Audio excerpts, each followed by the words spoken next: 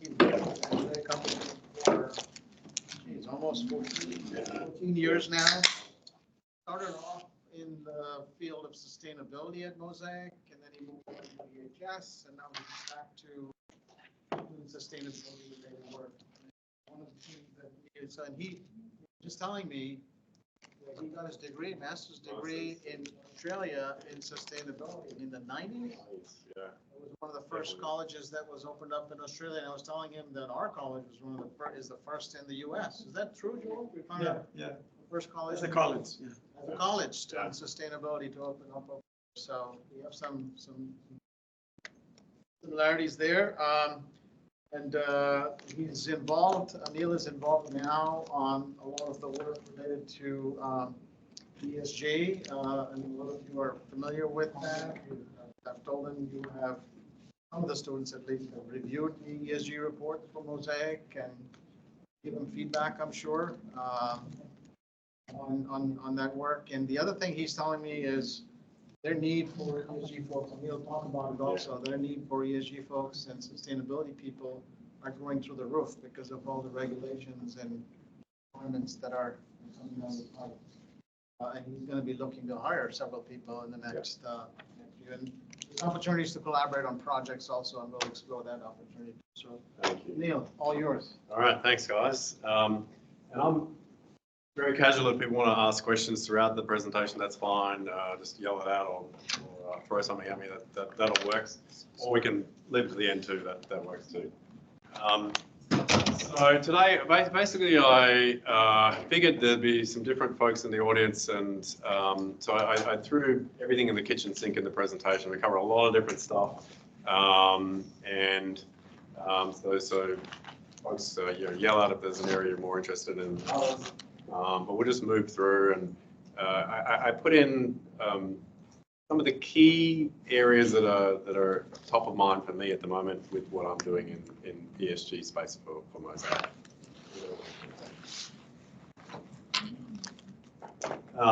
So it sounds like some of you have already looked at who Mosaic is, but I'll give for those of you who don't know who Mosaic is, I'll just give a sort of 101 about what Mosaic does and who we are, and that's context for some of the other discussion points that we'll cover. We'll go through high-level sustainability related to Mosaic, some of the history, where we've gone to in some of the areas of ESG and sustainability, a little bit about background as to why we made the decisions we made. Then I'm going to spend a little bit of time on greenhouse gas strategy, because that's a topic probably all you're aware that a lot of companies are spending a lot of effort and time on that.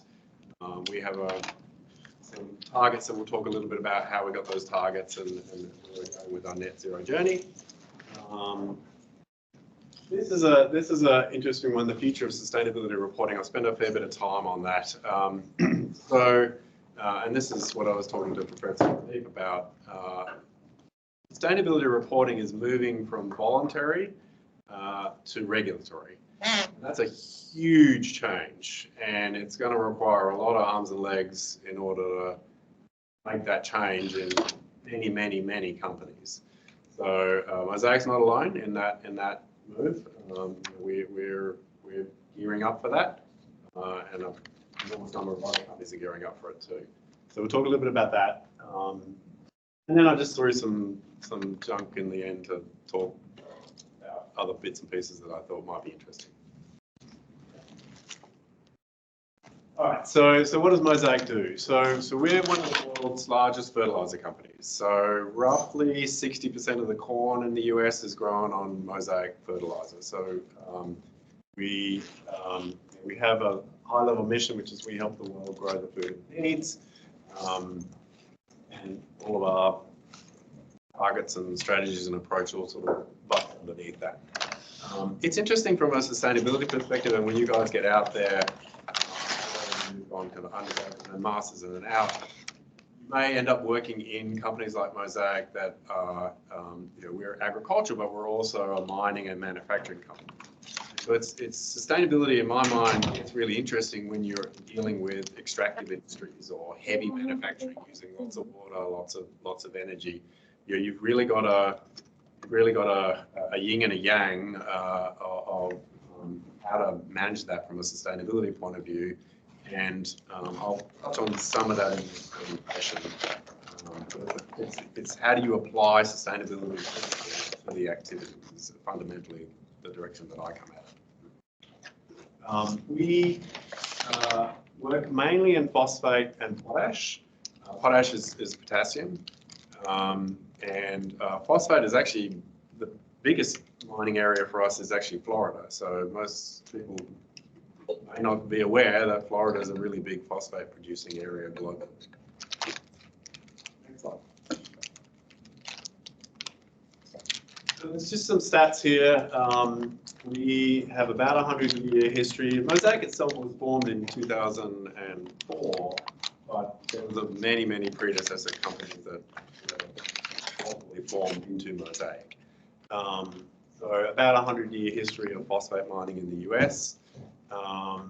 In 2022, we had 19 billion in sales. I don't know what the 23 number is. The annual report just came out, but it was less than that.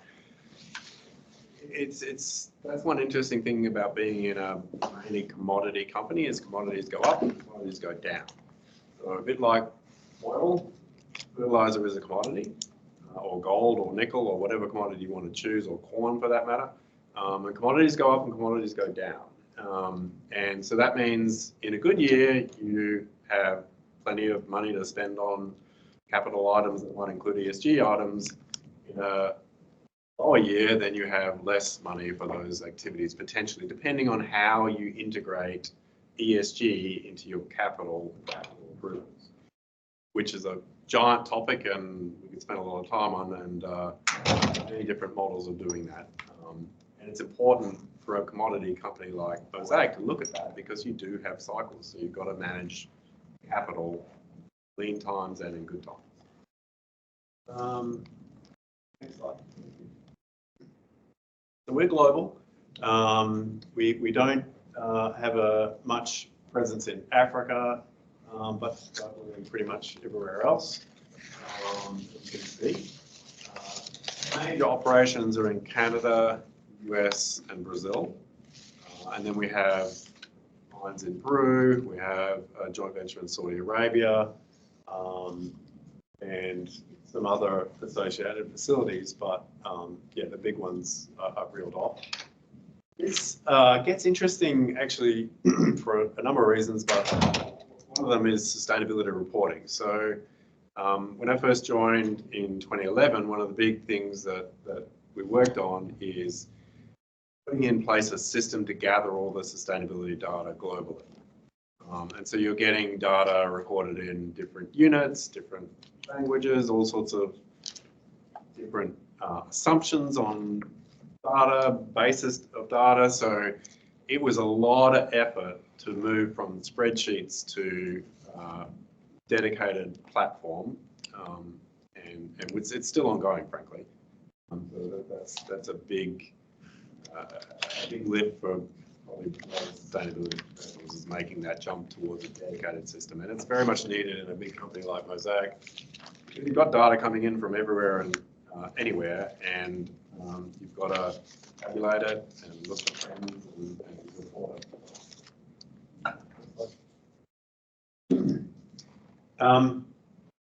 So this is really just making the point that fertilizers are necessary. And if you look, and I think I've got a slide coming up, there's one regarding the food gap. And really the point there is that in order to increase food supply, you've got to work with the agricultural piece, which essentially means use fertilizers and use fertilizers appropriately. And there's a stat there on the end that by 2050, we're going to need 70% greater productivity for our agricultural areas than we do now in order to meet food supply. So that's a giant jump.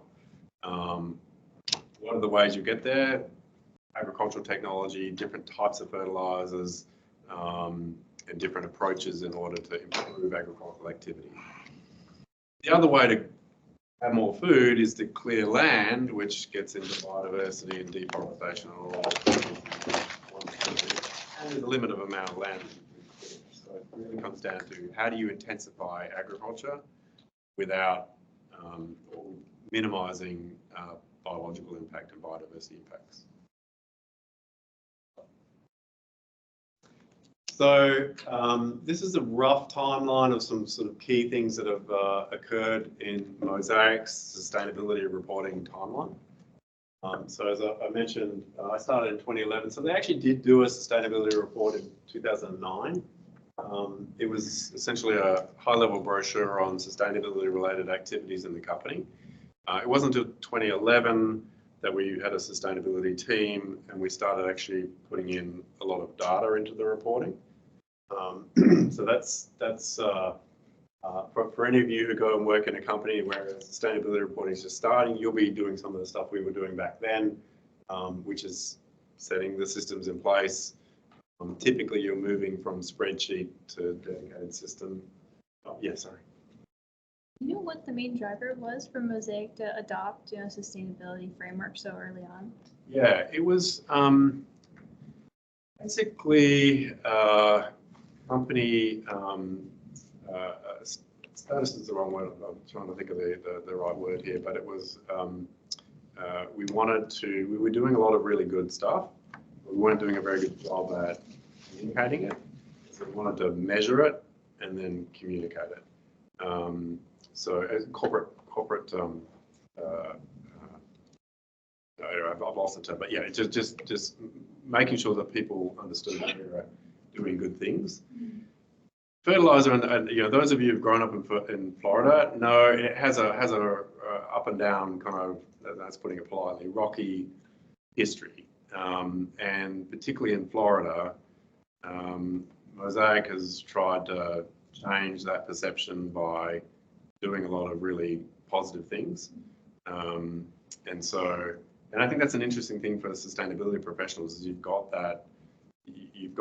some of the aspects of in mining and manufacturing, particularly mining and manufacturing that's been around for a long time. It does have a history, and there's aspects of that history that's not good, and there's aspects that are okay or good.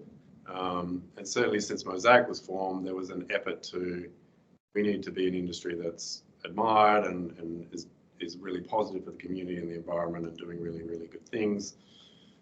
Let's make sure we're capturing that, we're measuring it, and corporate reputation was what I was trying to think of, putting that information out. And then the other part of it was the old adage: if you don't measure it, how do you improve it? So there was a push. We just got a new CEO now, Bruce Bodine. The two CEOs before that, they both were very sustainability focused people, and they wanted Mosaic to have that push. Yeah. What about the new CEO? Yeah, he's very, very good. He's continuing the absolutely, yeah. The last two? Yeah, absolutely. Yeah, he's grown up in the industry, so he's I think the bulk of his career has been in Mosaic, so he's definitely knows the power of ESG and sustainability. Okay. Yeah. Okay, so a couple other points here. 2015 was the first time we put out sustainability targets, which it was, I think in our industry, in the fertilizer industry, we were probably the first or close to being the first to put out targets. And target setting is actually something that probably many of you in your careers will do. It's a super interesting area. It's in a way, I would say it's kind of a little bit like a little mini science of its own.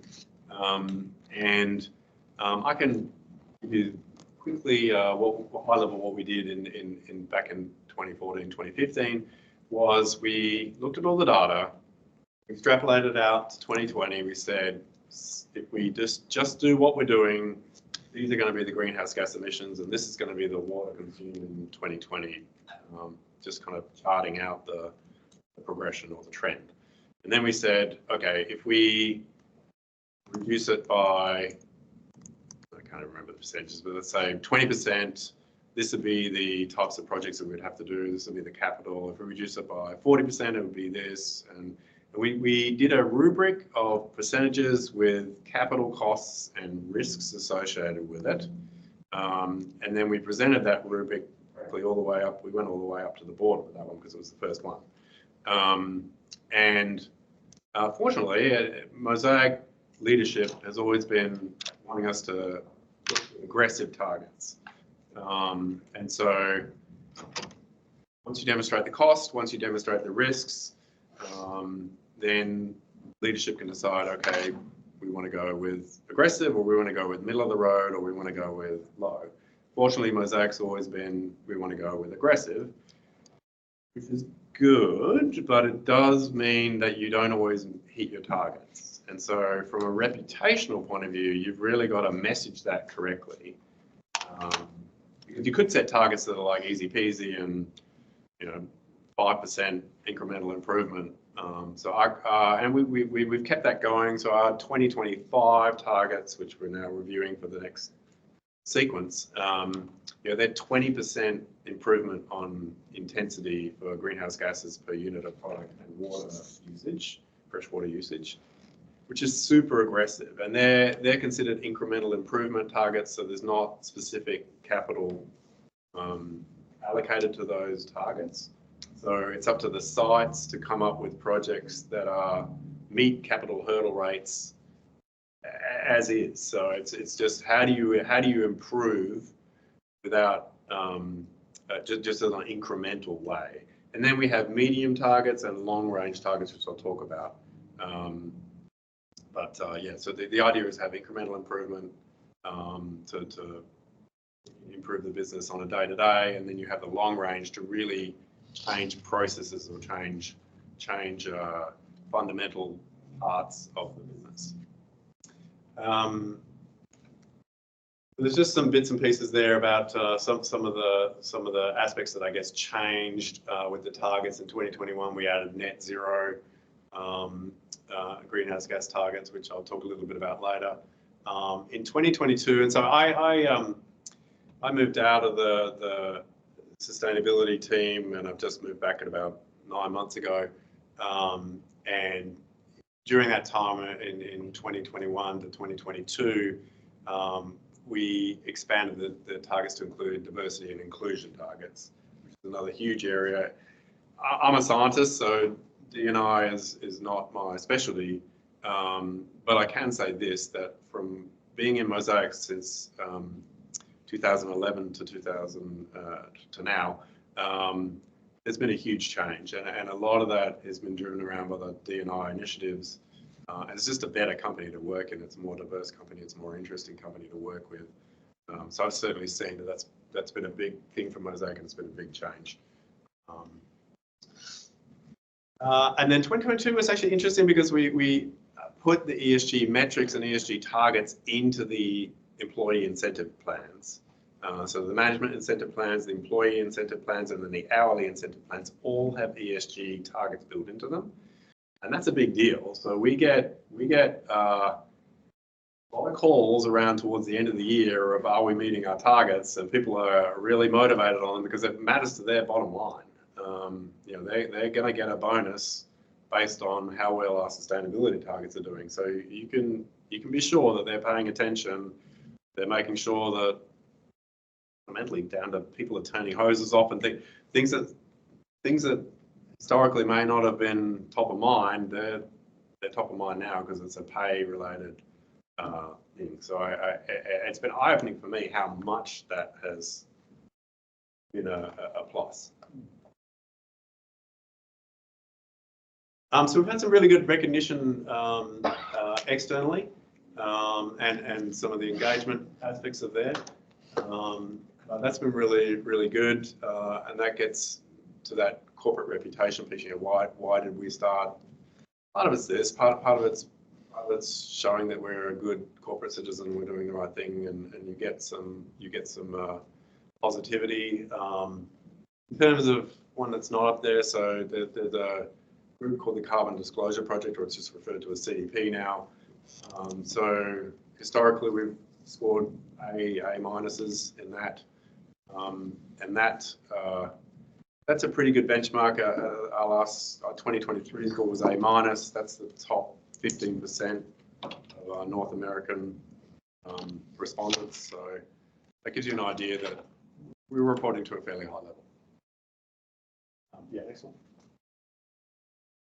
Won't go through all of these, but you'll have these decks, so you'll be able to kind of look at it. But some metrics there, and some of the programs I'm going to talk about in future slides.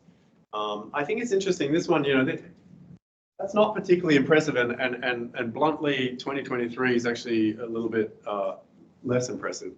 So year over year in heavy manufacturing, an intensity metric. So an intensity metric, just to qualify, what I mean by that is greenhouse gas produced per unit of production. So 1 ton of fertilizer produces X amount of greenhouse gases. 1 ton of fertilizer utilizes X gallons of water. That ratio is going to vary year to year, in part because of what you're doing when it comes to the manufacturing efficiency, but also, in fact, production. So if you have 23, which was a relatively low production year for us for a lot of different reasons, and you still have a base load of water and greenhouse gas production that gets produced, whether you're producing twice as much or half as much, your metrics are not going to look as good as they could. So there's a production element to it, and then there's a year-over-year project aspect. So some of these projects take multiple years to implement, so they might hit in 24, not in 23. So you're not going to see stuff in 23 that you might see in 24. That to me links back to if you set really aggressive targets, you're not always going to look good year over year. That's just a reality, and it's particularly so in a commodity type environment. That's the most. Just a point to note. We started with 3 or 4 ESG targets in 2015. We've now got 16 targets, and it's fluctuated. It goes all the way up to some years 19 and some years 14, but yeah, so that's a lot of different areas. Next slide. Yeah. 600,000 trees. Are those in mined areas, beyond mined areas? Can you give us an So idea? most of that is actually in Florida in the mined area. So the mining in Florida is pretty unusual. It uses drag lines. It's over very large areas, and so each year, mining is a very regulated activity in Florida. So there's a mine plan for every year, and every year they'll clear certain areas that they're permitted to clear, and then they'll rehabilitate areas that have been post-mined. So a lot of that is associated with the post-mining reclamation. Yeah. Which areas of Florida are you doing this in? I don't think there's a map actually now that you mention it. Central Florida. So Gainesville? probably no, Polk. So Bartow, New Wales. Yeah, we'll see if we have time. I can pull up a map and show you guys. So and in Florida, there's what I'll describe as 2 distinct activities, which is there's the mining and beneficiation, which is all in the southern, southern Polk. Okay. And a few other areas, but mainly southern Polk. And then there's the concentrate plants, which are the manufacturing side, which are Riverview, which is Hillsborough, New Wales, and Bartow. Okay. Thank you. So I wanted to mention, excuse me, with the much broader ESG goals that we now have, one of the tricks that you guys should use is, again, what do you base them on? And one really good point to leverage off is the UNGC, so the United Nations Global Compact, have a series of goals. So we link all our goals up to UNGC. Many companies are UNGC signatories, as we are. So we have to do an annual report on progress against the UNGC. So that gets really easy when our company goals are linked to the UNGC goals. So that's a good way to go. Next slide, thank you. So I put this in here and really, I guess we've already touched on it, but diversity and inclusion is a big piece of the ESG portfolio these days. It's not a piece that I personally have a lot of really good grounding and expertise in, so there's other people within Mosaic that are doing it. But as ESG professionals, it's probably an area that you're going to need to understand and know about and understand strategy and look at policies and targets. So typically in this area, I'm certainly involved in gathering data associated with it. We have a number of really aggressive targets around this area. And so we're pulling data from people like HR and actually mainly HR are associated with this, which is an interesting exercise because they're very cagey about their data. Yeah. Next slide. Okay, so greenhouse gas. So I mentioned we have 3 targets. We have a short term, which is 2025, which is about to expire, and that's an intensity target. Then we have a medium term, which is the 2030, and I'll talk a little bit about that one because we're actually in the process of reframing it. And then we have our company-wide 2040 net zero target. To give you an idea, and I've looked at pretty much all of our peers in the agricultural and mining sector, almost all of them either don't yet have a net zero target or bulk of them do, but it's a 2050 target. So 2040 is really aggressive and bluntly is going to rely on technologies that are still in the process of being developed and evaluated. So we put in a middle point, like most companies don't have 2 net zero, they only have 1. We put in the 2031 deliberately to kind of see progress on the way to 2040.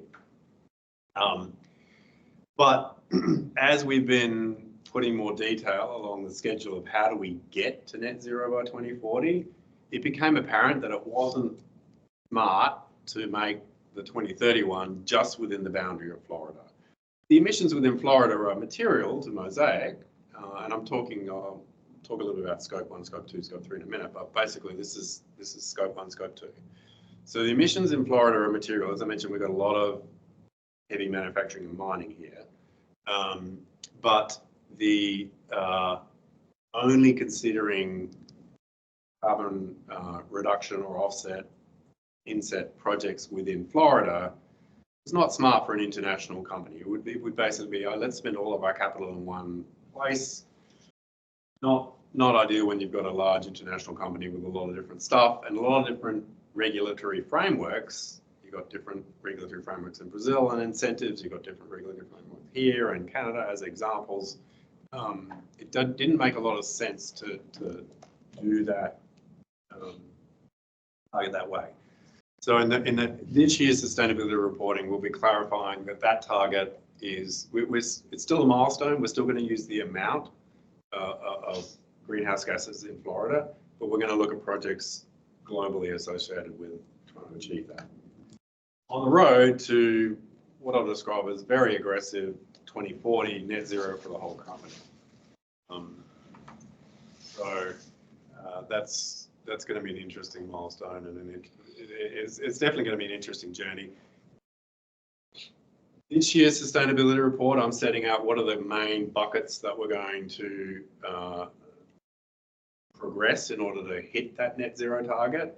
But in future years, there'll be an expectation that you need to lay out in detail how you're going to get there. You need to talk about capital, etc. So ever increasing amounts of detail associated with that. And I do get calls from investors. So one of my functions is to help investor relations with ESG questions from investors. And there's plenty of funds that have ESG funds. BlackRock has a big ESG fund. So they might ring up investor relations and say, hey, we want to understand how are you dealing with biodiversity, or what are you doing with net zero? And of course, investor relations, that's not what they do, so they'll wheel me in and then we'll talk about those topics. Next slide. Okay, so we'll switch in topics here a bit back and forth, and then we can come back to the ones you guys want to talk about. So this is, again, back to that food security aspect. I think what's interesting is the population is increasing. The rate of increase is not as high as it was, but it's still increasing. So in 2050, there's an expectation of 10.5 billion people versus whatever it is, 8.5 billion, I think. But the other thing that's happening is that the calorie intake per capita is increasing, and that's increasing at a higher rate than the number of people. So what does that mean? That means you have to grow more food. How do you do that? Better agronomic principles, better fertilizers, and better nutrient use efficiency of the fertilizer that you add. So we've got a whole group, and I think I've got a slide on it, dedicated to new products. So products that make sure that the nutrients get into the plants and don't get into the environment, which is obviously a better outcome for the environment, but also increasing the nutrient use efficiency so you get better yield. And then there's a part of that team is actually a biologicals group. So they're purely looking at bacteria, make sure that soil health is first and foremost, and secondly, around that nutrient use efficiency, making sure that those nutrients get to the plants, and bacteria are a big piece of that equation. I'll just jump quickly to in new products. We developed a product called the Micro Essentials roughly about a decade ago now. And that was a big deal in the fertilizer space. So that was mixing macronutrients, so NPK, with micronutrients. So micronutrients would be things like zinc, sulfur, or selenium, elements that plants need in order to grow. And what was discovered is that, a bit like humans, if you don't have some of the micronutrients, you don't absorb some of the macronutrients efficiently. And so there's been a whole science explosion around that. And it's a, I don't know the percentages off the top of my head, but it's a material percentage of sales annually are in the micronutrient category. It's better for the plant, better for the environment. Next slide. All right, so I guess I mixed this one out of order here. So the point on this slide is, I guess it's obvious, but one might ask the question: why do people want to talk to Mosaic about greenhouse gases? Why do investors want to talk to Mosaic? Well, the agricultural sector is about a quarter of global greenhouse gas emissions. Now, this pie graph has a very broad net of how it defines agriculture. So everything related to tree growing and moving agricultural commodities across the planet, et cetera, et cetera. It's a very, very broad net that is used, but 25% of the global emissions in some way, form or other are connected to ag. So, and Mosaic, as a large fertilizer, one of the world's largest, is in ag. So that's one of the reasons why we get people wanting to understand what we do. Okay. All right, so this is a breakdown of our Scope 1, Scope 2, and Scope 3 emissions. So, high level Scope 1 are emissions from directly from our facilities. Scope 2 are purchased electricity, so we purchase electricity from utilities. And then Scope 3, there's lots of different categories. I think there's at least 14 that I'm aware of. There might be 16 categories. There's a lot of categories of Scope 3. But two of our big ones are Category 1, which is upstream from purchased goods, and then downstream from the crop nutrient use, fertilizer use. What you'll notice is that this is the biggest number. So the Scope 3 product use number is actually the biggest impact of Mosaic, which is not not intuitive. When most people, when they think of Mosaic, heavy manufacturing and mining part of our business, they think that's the big impact. But when you look at our emissions, actually the bigger impact is on the scope 3. Now, the obvious question is, well, why don't you have a scope 3 target? A couple of reasons. One is that there is no standard industry protocol associated with defining a scope 3 target for the fertilizer industry. So there's a group called Science Based Targets Initiative. They're working on one. Supposedly it's coming out in April. When that comes out, that will help with this area so that what we do would be comparable with what one of our competitors did if we were to set a target in that area. The other part of it is the complexity of getting the data itself and the science of the data that's being produced. So what do I mean by that? So in North America, we sell to retailers and then the retailers sell to farmers. Getting the information of who the retailers sell to and what crops has it grown on, what soil types, etc.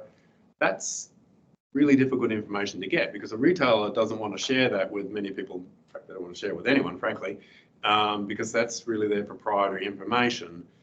So how do we calculate scope 3 from our product use? We apply a single factor. It's what's called an IPCC Tier 1 methodology. So we say we sell whatever it is, 10 million tons of fertilizer a year. We assume whatever the factor is, 0.1% loss of N2O, which is a potent greenhouse gas. That's why the number's high. So we assume a standardized factor from an IPCC methodology. The next tier of granularity, you need to know crop types that's used on, you need to know soil types, you need to know regions. So trying to understand that data and trying to gather that data is definitely a space that I'm involved in, and our agronomy group are involved in. Going back to what I said at the beginning, if you don't measure it, you can't improve it. And the way I'm applying that to this problem is if you don't have the accurate base information, it's hard to set a target. And then the other part of it is how do you influence the target? How do you get to whatever target is that you've set? So a bit like when I talked about presenting that rubric to senior leadership of, these are the options and this is how we would get there. For the high, very difficult, lofty target down to the low target, it's really difficult to do when it comes to fertilizer use.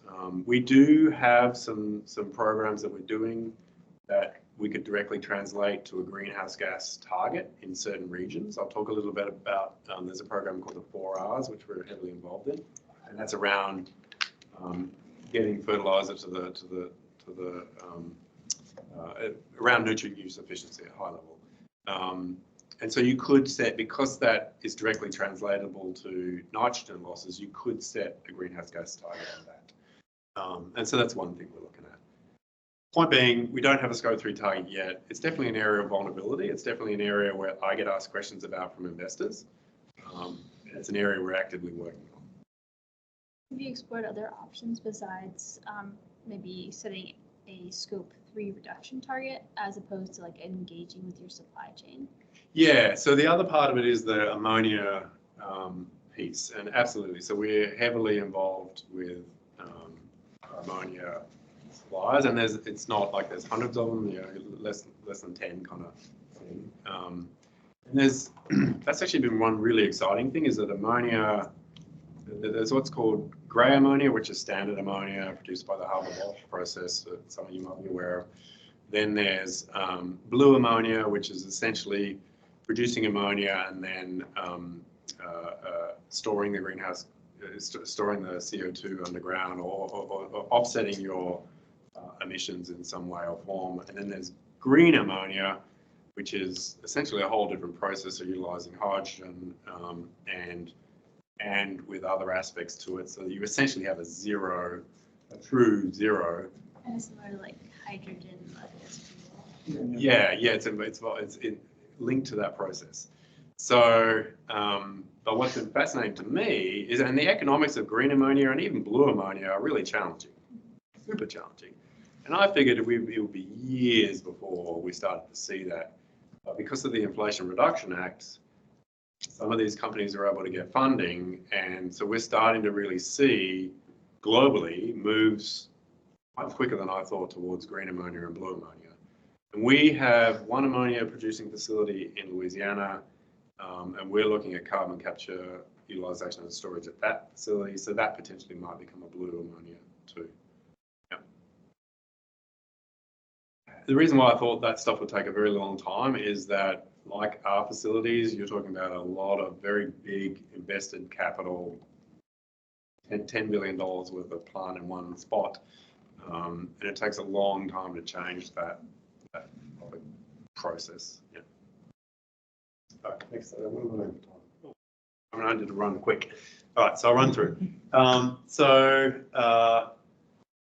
A nice thing about sustainability is you get to cooperate with peers that might not cooperate with you in a lot of other stuff. So, Nutrien's a major competitor of ours. I can up their ESG lead and talk to them about strategy, and there's rules to what you can talk about and can't talk about, but it is a nice feel because there's somewhat understood that yes, there's some company reputational competitive pieces to it, but ultimately we're all cooperating along the same lines in some very similar areas. So that's a nice part about sustainability.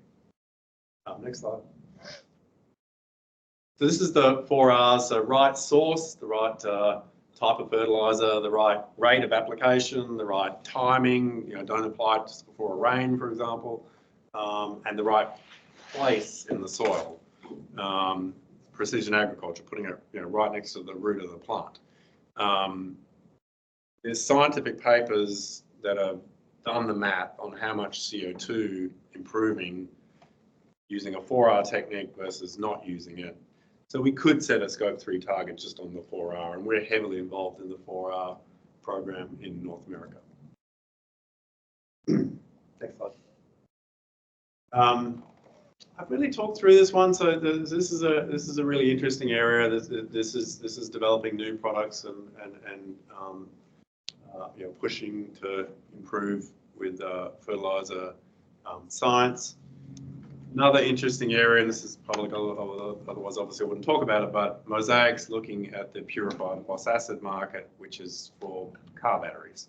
So we're exploring that to see if that might be an area that we move into, which would be a completely different direction for Mosaic. Yep. So one of the activities that ESG professionals may be involved in is going to a specific site and doing essentially a carbon audit, and then looking at what are the projects needed to decarbonize it. So all these companies globally have these net zero targets. How do you get there? So we'll go to a site, we'll facilitate usually like a week-long series of meetings with all different stakeholders and lots of different consultants, and we'll come up with a list of, the last one I was involved in, literally 200 projects, from replace the whole plant with XYZ technology costing $5 billion down to do LED lighting kind of thing. So there's a whole gamut. And then you go through a ranking and ordering process, and you can see the kind of criteria that we use there to rank the projects, and so you end up with a ranked list, and then you go into the capital cycle. Constant topic to talk about that, but I'll keep going because we're running out of time. Thank you. So I mentioned that we're looking in Louisiana at what's called the Faustina site at carbon capture, utilization and storage. This is just a cartoon to kind of show the different steps. It's it's super interesting. It's super expensive.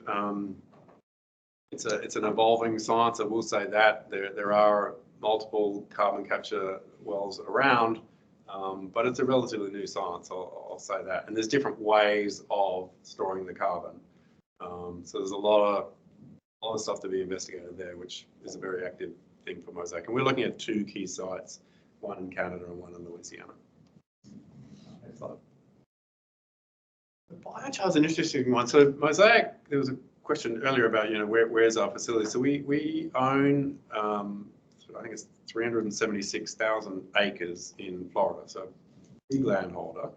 And a lot of that land is post-mining land, and some of it is what's called clay settling areas. So when you beneficiate, you have to extract the phosphate rock, and you're left with phosphate rock, which is about a third sand, and a third clay.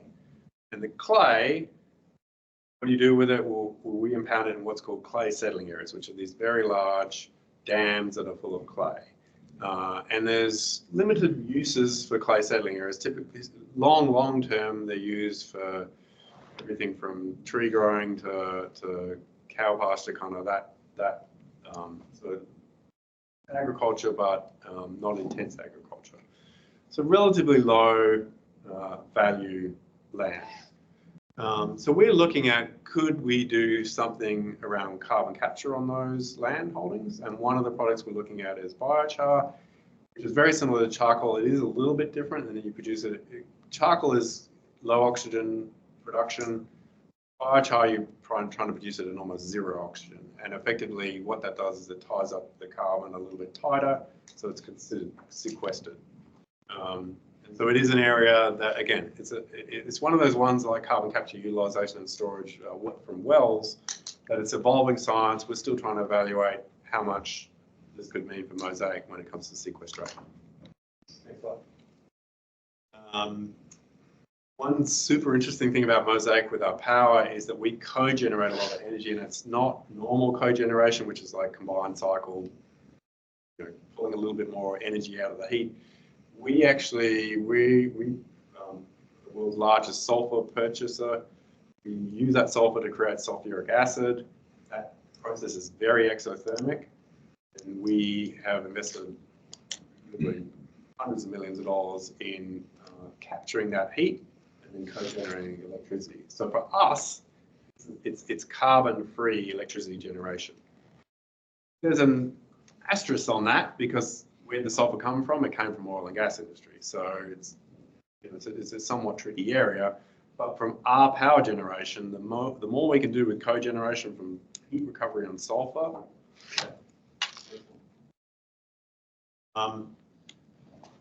Supply chain when it comes to energy, we have strong and ongoing relationships with all the utilities, and we're a big power purchaser. So we can potentially move the needle when it comes to some of the utilities and their programs. Next one. Okay, so I've got very little time, but I did want to say, because I think this links back to the Professor Pradeep's point about us having needing personnel, ESG people, and Mosaic's not alone in this. So there's obviously way too much detail on this, but this slide and the next one was making the point that ESG reporting is moving from voluntary to regulatory. And that is a giant change. It's certainly probably the biggest change in sustainability in my career. And as I mentioned, I've date back a long time. So what does that mean? It means that if we can go to the next slide. It means that the level of governance around data is ratcheting way up. So and you can see these are some of the kind of the classical pieces of governance around sustainability data. Sustainability data is going to be at the same level as financial data. It's a big deal. So that means that we're doing limited assurance on our greenhouse gas and water data at the moment. That's got to move from limited ultimately to reasonable. What does reasonable assurance mean? That means that 80% of your data is audited externally. That's a big deal. It's going to require an army of people globally to help with this. And excuse me, I'm losing my voice here. So there's all the governance piece on that. There's all the parts of, so if you look, the Europeans have some regulation called, got a lot of different things. But CSRD, Corporate Sustainability Reporting Directive, is one of the That stipulates you have to do a whole heap of things, including a thing called double materiality, which is beyond a traditional materiality exercise. I don't have time to go into it, but it's a much bigger materiality exercise, and it has a prescribed set of processes. Any company that touches Europe in any way, shape, or form pretty much is going to have to go down this road, and that's a lot of work. So I think this cohort's in a really good situation because the big four accounting firm, they're all going to need arms and legs of people to consult for all these companies like Mosaic, who are, banging on their door because we've got to now produce not only a annual report in 10K for the financial data, but essentially the same thing for the sustainability data. Now there's a timeline. The CSRD, depending on where you fall, is anywhere from a couple of years to 5 years. There's an SEC rule that many of you will be aware of that's contentious, but if that survives, then that's again depends on where you sit in the continuum, but it could be from a couple of years to again about 5 years. But all these regulatory frameworks are all pointing in the direction that sustainability data is now going to be a regulatory thing. So that requires a very different team of people and a very different level of resourcing than it did 2 years ago. Next one. I was going to talk about gyp stacks, and we started with a question about, why did you do this? Well, gyp stacks are controversial, and water management associated with gyp stacks is a very difficult area. We made some amazing strides in how we manage water in the last 5 to 10 years. So anyway, if we have another lecture, I can do a whole lecture on gyp stacks and sustainability related stuff. It to me is an interesting area as well for sustainability professionals, because again, you're dealing with stuff that is impactful and has impacts in the communities that you're working within, and you have to, there's a community relations piece to this too. Next slide. So I think this was my last slide, and these were just some of the points that I thought were worth mentioning. We talked about the European regulations, Scope 3 emissions, broader value chain emissions. So you don't just think about yourself now, you think about all your supply chain, all your raw materials, downstream, upstream. You're expected to be connected. So one of the big things I'm doing at the moment is, so in Canada, there's a regulation around modern slavery and child labour. And so we have to produce a report annually to show our progress in those areas, and obviously in those areas. So that's something that's just come out, regulatory, that involves law and involves finance and involves us. And then the reporting standardization I've talked about, regulated and voluntary mechanisms for carbon, different regulations and different incentives depending on where you are. It's a little bit of a pickle at the moment. Hopefully in the coming years is going to get more standardized, but at the moment it's a very uneven playing field depending on where you are. So 4 minutes. We can take some questions. Thank you. Yes. Can I go back to the European regulations? And it's Yeah. not essentially about regulations, but if I know that you're in Spain currently, but if you were to expand in Europe more, do you think your targets would change? Would they be more aggressive maybe, or? Actually, yeah, it's interesting. So so we've got a number of subsidiaries that we're looking at what are our requirements under CSRD and other instruments. So yet to be decided. But what I would say with targets is, I don't think from what I've read of CSRD and the European Green Deal, I don't think, because our targets have always been pushing the envelope. So I don't think we change the targets. It might change some of the governance around the targets. So, for example, our net zero, at the moment, we don't have a lot of detail out there. As I said, this is the first year I'm going to be putting, these are the key things. I think under CSRD, you would need to have that more upfront. I also, if you look at SEC and CSRD, they're focused on risk and risk analysis around different scenarios. So some of that information which might have been used to develop targets will need to be more front and center.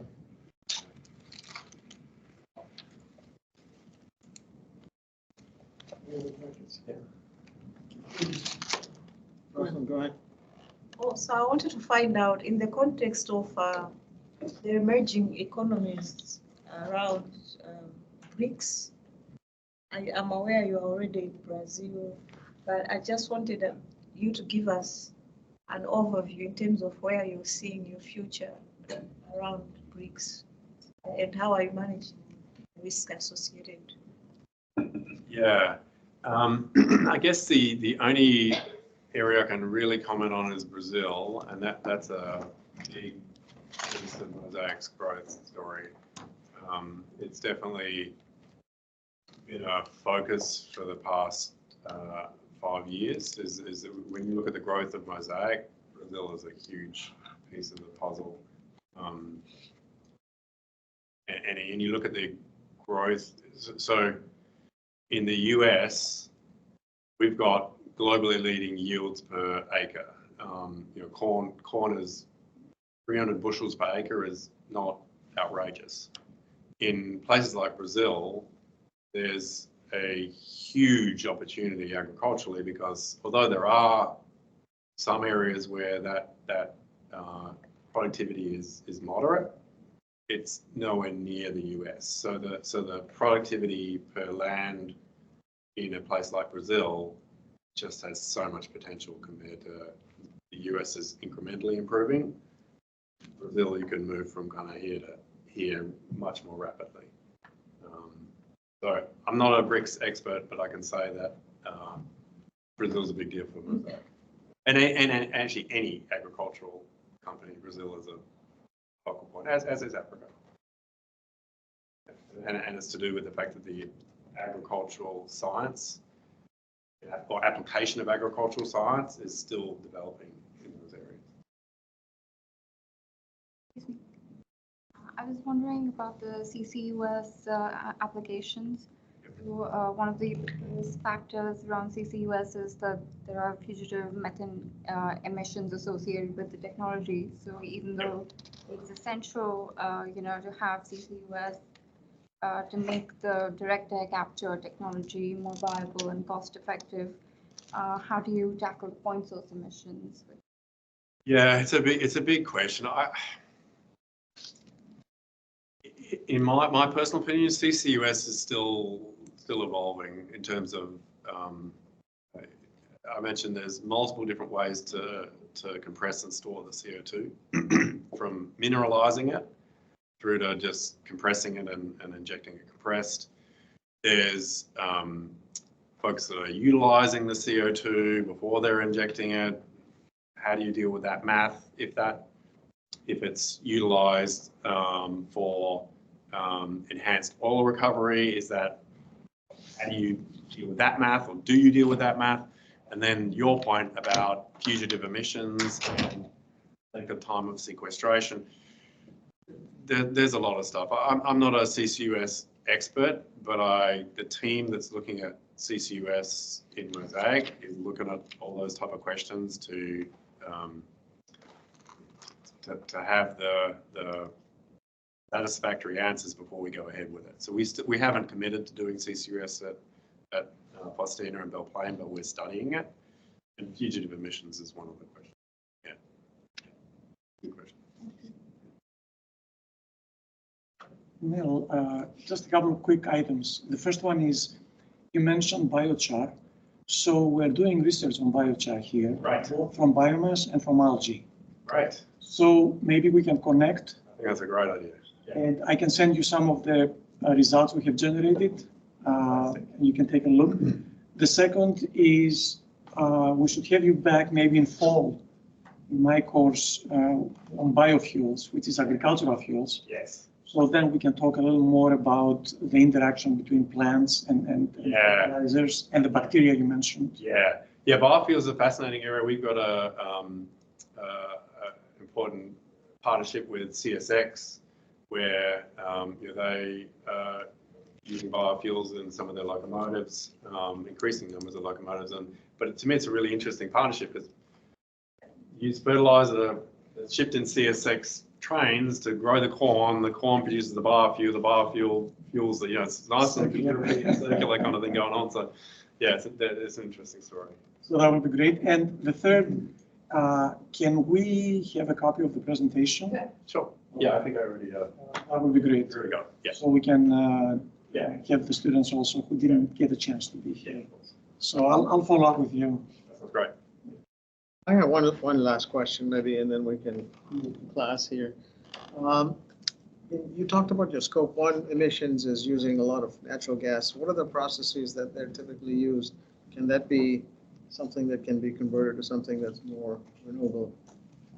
Yeah, I mean, typically it's combustion, so it's in Belle Plains, one of the big users for us. So Belle Plains is a solution mine, so they inject heat fluid, inject it deep in the ground, 8,000 feet down, dissolves the potassium chloride, pull it up, and then you crystallize it. So the heating and then in the crystallization process, you use a lot of natural gas, and it's classical.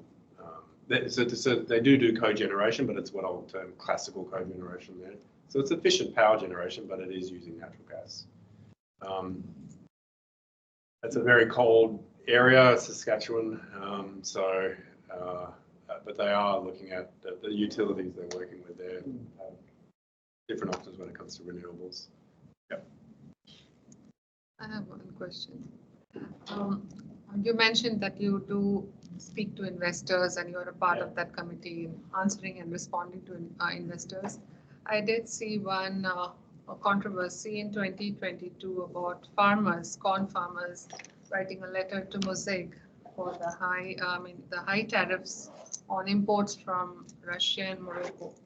So is it still a concern? Is it resolved? And how do you, does these points come up in investor meetings? Not so much for me. I mean, I can give you some, I guess, my opinions on some of that. But so the tariff situation did change. The tariff, I actually don't know where it's in terms of rolling out, but it did. The latest iteration of the tariff was reduced. What was happening is that countries like Morocco were bringing in very cheap phosphates.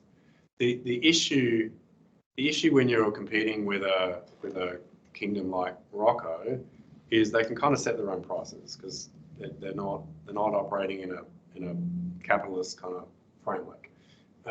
So if you're competing against Russia or Morocco, it's not a level playing field. And the issue with if you just allow that to occur, you're ultimately going to move your domestic production. If you allow a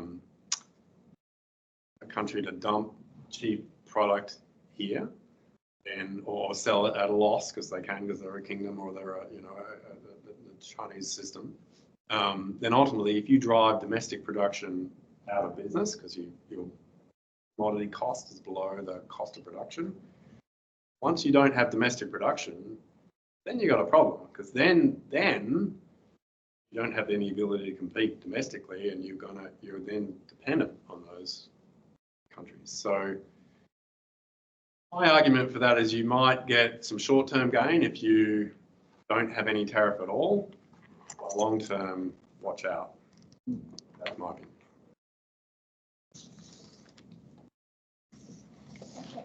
My question is regarding how do you manage people when asked about the company, a mining company, could be sustainable? Since my background is the oil and gas industry. So sometimes people ask me about the sustainability of this kind of company. Yeah. Back in the day, again, sustainability, doing it for a while, and there was definitely a question. Could you even talk about sustainability and extractive industries in the same sentence? I think a lot of that stuff has moved on, and I think there's an acceptance that It's the application of sustainability principles to an activity. And if you accept that 60% of the world's food supply is gone if you don't use fertilizers, you've got essentially 60% of the world's population is going to be hungry. That to me says we need fertilizer. And by the way, you're going to have to clear a lot more land, et cetera, and transportation, et cetera. It's just, without modern fertilizers, you've got a ginormous problem in feeding the planet. But if you accept that you have to have fertilizers, then it's a question of how do you minimize the impact of their production and how do you minimize the impact of their use and, in fact, move to make their use a positive when it comes to things like biodiversity. So that's how I would answer it. Thank you. Last, so Mosaic is into potash and phosphates, which is a resource from the earth, right? Correct. So every resource is limited.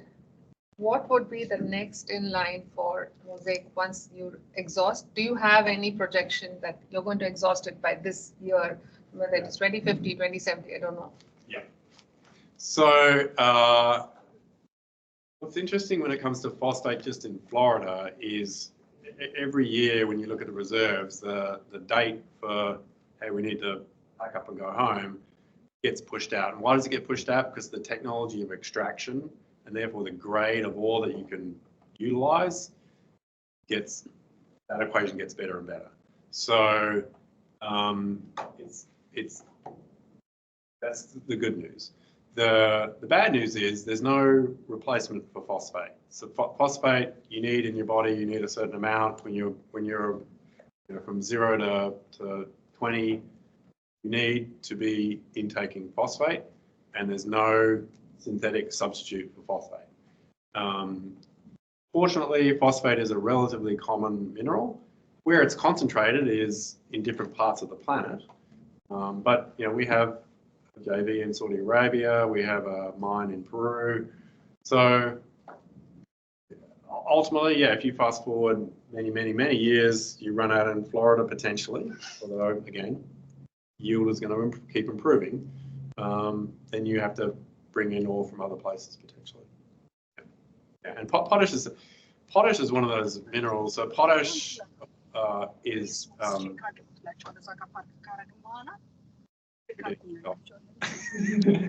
there's a lot. Potash reserves are immense in a lot of parts of the world. Canada's one of them. And they have enormous reserves. So yeah. But finite resources, they are finite. Yep. Okay, well, Neil, thank you so One much. question, if I may. Yeah, go ahead. Can I ask? Okay. Yeah, great presentation. Thank you for that. So you focused mostly on ESG and the emissions, but what is Mosaic doing in terms of cleaner production, which is pollution prevention and so on? Sorry, can you repeat? Because that is also an important part of sustainability. So you're asking in terms of pollution prevention from manufacturing? Is that what you're asking? Yes, yes. Yeah. So a lot. So I mean, it's a very broad topic. I guess I'll try to be very quick because I know we're out of time. But high level, we don't just have ESG targets. We also have environmental targets. The aim is to reduce our environmental impact with our manufacturing. So we are regulated, highly regulated, and we look to do best practice globally. So, for example, when it comes to things like tailings dams, applying a global standard wherever we operate is an important part of what we do. So it's hard for me to paraphrase very quickly, but high level, improving our environmental footprint for manufacturing is very much the focus of what we do. And by the way, that translates to reducing risk, which frankly translates to better economics. So it's sort of a win-win-win situation. I skirted over that very quickly because I know we're out of time, but yeah, hopefully it gives you an idea. Thank you. Thanks. Thank you, Gabrav. All right, Neil, thank you again very much. Appreciate it. dialogue. Yeah. Again, come for the next class and Yeah. we'll hopefully see you more often and talk more about your activities. That sounds great. Appreciate it. Thank you so much. Also, let us know about interns, if you need interns. Yeah, we need arms and legs. So I was talking to Pradeep before. We'll connect on that. Yep. Yes, and also jobs. I mean, Yeah. So some that of our will students, they want to get into that